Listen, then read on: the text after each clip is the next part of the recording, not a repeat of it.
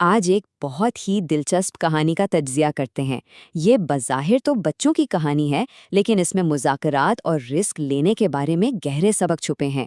شاید آپ کو حیرانی ہو کہ ایک چھوٹی سی مچھلی کی کہانی ہمیں بزنس اور زندگی کے کتنے بڑے راز سکھا سکتی ہے۔ تو سوچنے کی بات یہ ہے کہ کیا بچوں کی ایک عام سی کہانی ہمیں بڑی بڑی ہائی سٹیکس ڈیلز کے بارے میں کچھ سکھا سکتی ہے؟ چلیں اس کہانی کی تہوں میں اترتے ہیں اور دیکھتے ہیں کہ اس کے اندر کیا چھپا ہے۔ چلیے کہانی کو شروع سے دیکھتے ہیں۔ ہمارا پہلا کردار ہے ایک مچھیرا۔ اس کا مقصد، اس کا پلان بالکل صاف اور سیدھا تھا، لیکن جیسا کہ اکثر ہوتا ہے، زندگی کے منصوبے اتنے سیدھے نہیں رہتے۔ ذرا اس مچھیرے کا دن تصور کریں۔ وہ روز کی طرح دریا پر نکلا ہے اور اس کے دماغ میں بس ایک ہی بات ہے، ڈھیر ساری مچھلیاں پکڑنی ہیں، بازار میں بیچنی ہے اور اچھے پیسے کمانے ہیں۔ یہ اس کی روزی روٹی کا سوال تھا، بالکل سیدھا منطقی منصوبہ۔ لیکن زندگی کب منصوبوں کے مطابق چلتی ہے؟ کبھی نہیں۔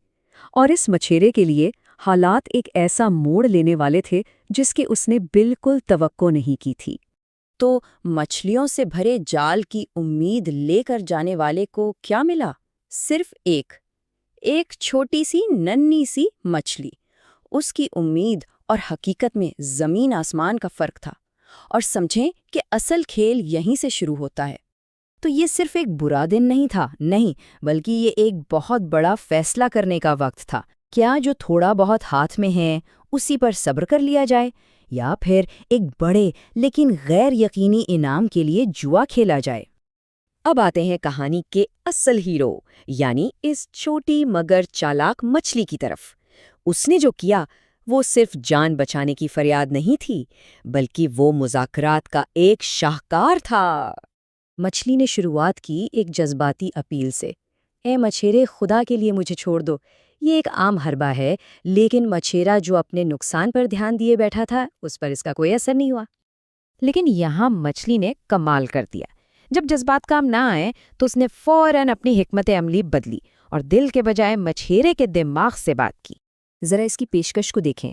پہلا قدم، اگر تم مجھے چھوڑ دو۔ پھر آتا ہے طریقہ، تو میں اپنے سارے دوستوں کو تمہارے بارے میں بتاؤں گی اور انہیں یہاں لے آؤں گی۔ اور آخر میں سب سے بڑا فائدہ، اگلی بار جب تم آؤ گے تو تمہیں بہت ساری مچھلیاں ملیں گی۔ یہ کوئی فریاد نہیں، یہ ایک بزنس ڈیل تھی جو سیدھا مچھیرے کی سب سے بڑی خواہش کو نشانہ بنا رہی تھی۔ اب جال تو بچھ چکا تھا، دیکھنا یہ تھا کہ مچھیرا اس میں پھنستا ہے یا نہیں۔ کہانی کا یہ حصہ ہمیں بتاتا ہے کہ ہم انسان اکثر خطرے کا اندازہ لگانے میں کتنی بڑی غلطی کر جاتے ہیں۔ مچھیرا ایک بہت ہی عام ذہنی جال میں پھنس گیا۔ ایک طرف تھی ایک چھوٹی سی مچھلی جو اس کے ہاتھ میں تھی، ایک یقینی فائدہ۔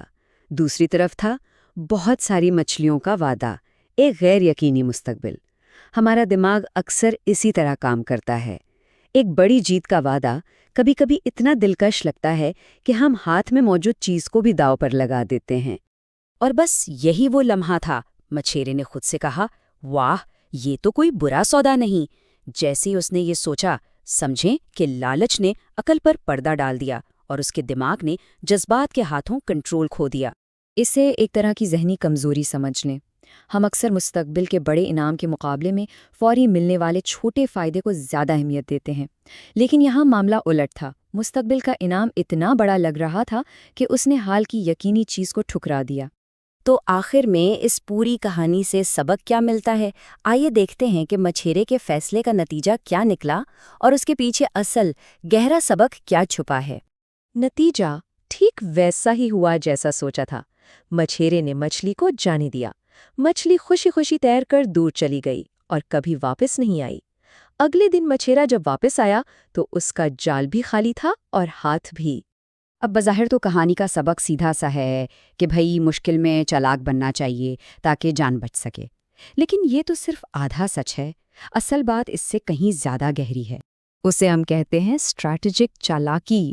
یہ صرف ہوشیار ہونا نہیں، بلکہ یہ ایک ہنر ہے جس میں آپ اپنے مخالف کی خواہشات کو سمجھتے ہیں اور پھر اپنی باتوں سے پوری صورتحال کا رخ ہی بدل دیتے ہیں تاکہ نتیجہ آپ کے حق میں آئے۔ تو آخر میں ایک سوال، کسی بھی سودے بازی میں اصل طاقت کس کے پاس ہوتی ہے؟ اس کے پاس جس کے ہاتھ میں جال ہے، یعنی بظاہر جو کنٹرول میں ہے، یا اس کے پاس جو کھیل کے اصول ہی بدلنے کی صلاحیت رکھتا ہے؟ شاید اس کہانی کے بعد اس سوال کا جواب تھوڑا مختلف لگے۔